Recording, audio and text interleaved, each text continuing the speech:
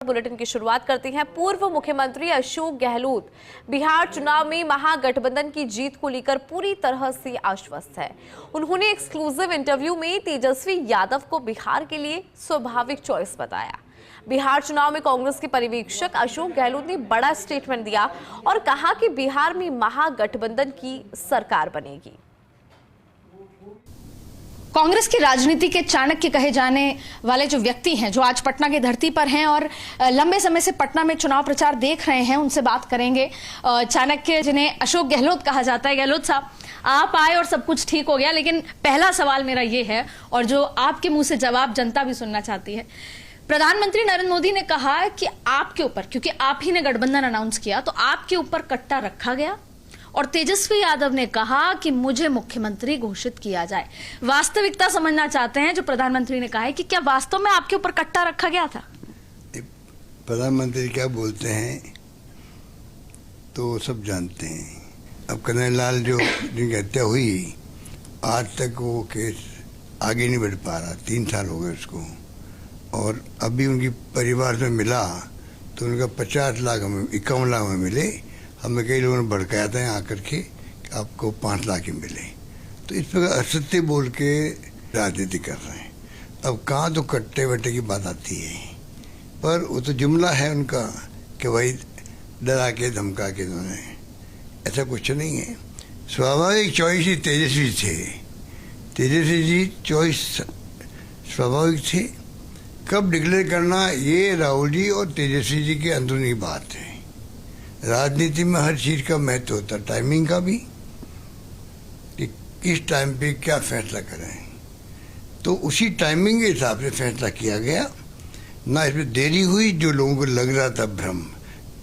Politics में होता है कि ये फैसला अभी तक क्यों नहीं हुआ पाए, तो ये बात चल पड़ी थी। वरना दोनों के तेजस्वी जी और राहुल जी जब साथ यात्रा कर रहे थे, तब से आपस में जो उनकी बात हुई होगी, उस रूप में फैसला आज बाद में टाइम पे हुआ है, मैं मानता हूँ। तो सर, एक चीज की और ये समझना चाहेंगे, आपने टाइमिंग का जिक्र किया, आपने कहा सही टाइम पे अनाउंस होता है। तो जब मुख्यमंत्री अनाउंस कर दिया आपने डिप्टी सीएम अनाउंस कर दिए, तो फिर एक बार सत्ता पक्ष या बीजेपी ये सवाल कर रही है कि कांग्रेस इतना भी बार्गेन नहीं कर पाई कि वो अपने लिए एक डिप्टी सीएम अनाउंस कर ले।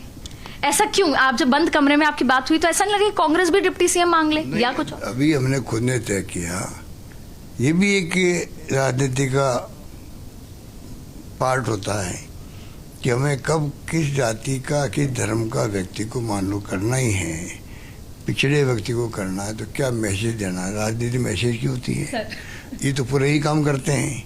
तो जानबूझ के हमने उस दिन एक नाम अनाउंस किया। यही मेरा अगला सवाल था कि जैसे आपने कहा कि आपने टाइमिंग, आपने मैसेज और अभी उम्मीद छोड़ी हुई है कि अभी 2 लोग और हैं, तो जाहिर तौर पे उससे एक माहौल बनता है। बीजेपी एकजुटता दिखा रही है, बीजेपी तमाम बातें कर रही है और नीतीश जी के साथ, यहां तक कि बीजेपी के तमाम बड़े जो अधिकारी हैं या नेता हैं, वो रैली करने जा रहे हैं जेडीयू के, और जेडीयू वाले बीजेपी के एक अलग तरीके से पहली बार मैनिफेस्टो आया, लेकिन नीतीश कुमार का नाम अनाउंस नहीं किया। इसके पीछे आप क्या रणनीति देखते हैं सर? क्या डर है कि कहीं पलट जाए नीतीश बाबू? जब 26 सेकंड की हो प्रेस कॉन्फ्रेंस, 26 सेकंड की, नीतीश कुमार जी 26 सेकंड में फोटो दिखा के चले जाए मंच से, मीडिया वाले खुद कहते हैं कि हमारी जिंदगी की सबसे छोटी प्रेस कॉन्फ्रेंस ये हुई है, तो आप अंदाज कर लीजिए कि इनकी खुद की पार्टी में क्या हालात बने आपस के अंदर, वो सबके सामने। नीतीश कुमार जी गुस्से में गए, वो बताए जनता को कि आपने क्या ऐसी स्थिति कर दी नीतीश कुमार जी की, तो उनको 26 सेकंड में उठना पड़ा प्रेस कॉन्फ्रेंस से। हम तो ये उनसे जवाब चाहते हैं। वो हमसे क्या पूछेंगे, हम उनसे पूछ रहे हैं। सत्ता में आप लोग हो, और सत्ता में आप लोग हो तो वापस आप मैदान में उतरे हो, तो बताइए 5 साल की आपका जो आपकी उपलब्धि क्या है, रिकॉर्ड कार्ड क्या आपका 5 साल का, वो पता ही नहीं। आपने बड़े बड़े वादे कर दिए। लगता है कि अरेस्ट करने से डैमेज कंट्रोल हो गया। मेरा सवाल इसलिए क्योंकि आप सीनियर ऑब्जर्वर हैं, आप पटना में लंबे समय से बैठे हैं, आप पूरे चुनाव तक रहेंगे। मैं खुद जब बिहार घूमी तो एक बात लगी जिसका मैं चाहती हूं कि आप अच्छे से बताएं। कांग्रेस है बात करती है न्याय की, कांग्रेस है बात करती है कि जिसकी जितनी आबादी उसकी उतनी हिस्सेदारी, लेकिन वहीं आपके जो अलायंस हैं, जो भाई हैं, उनका एक जंगल राज का इतिहास है, और जब मैं जमीन पर जाती हूँ तो महिलाएं आज भी डरती हैं या उनके परिवार वाले डरते हैं। आपको लगता है कि ये कहीं ना कहीं आपके लिए नुकसान वाली बात है? आपके चाहे अलायंस की बात है, लेकिन वो आप पे इम्पैक्ट आ रहा है। जंगल राज का डर अभी भी है? नहीं, कोई 20 साल पहले की बातें कर रहे हैं। आप खुद मीडिया वाले लोग हैं। 20 साल पहले जो घटना हुई वो भी लोग, उसको भी लोग तारीफ भी करते हैं।